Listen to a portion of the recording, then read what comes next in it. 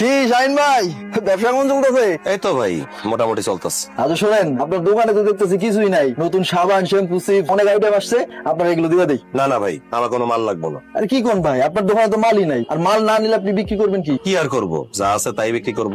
শাহিন ভাই সমস্যা কি কোন তো? 15 দিন ধরে আপনি দোকানে নতুন কোনো মালই উঠাইতেছেন না। এই একটা দোকানের উপরে আমার সংসার চলে, তাছাড়া বউরে কাবিনের টাকা দেওয়া লাগতেছে কিস্তিতে।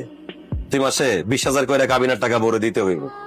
দোকানে নতুন মাল উঠাইলে বউয়ের কাবিনের কিস্তির টাকা দিতে পারবো না, এর লেগা দোকানে নতুন মাল উঠাইতেছি না।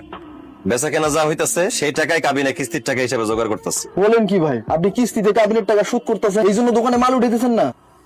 আরে ভাই, এইভাবে দোকানে মাল না উঠাইলে তো আপনার ব্যবসা বন্ধ হয়ে যাবে। সেটা তো আমি বুঝতেছি ভাই, কিন্তু আমার বউ বুঝতেছে না। তার নাকি কাবিনের টাকা লাগবেই, তাই বাধ্য হয়ে এখন আমারও দেয়া লাগতেছে। আরে ভাই, কি সুন্দর ব্যবসা করতেছিলেন, এই বই তো আপনার ব্যবসা বাণিজ্য ধ্বংস করে স্যার। আচ্ছা ঠিক আছে, আপনার যদি মাল লাগে আপনি আমার ফোন দিয়ে, আমি এসে দিয়ে যাবো। হ্যাঁ ঠিক আছে।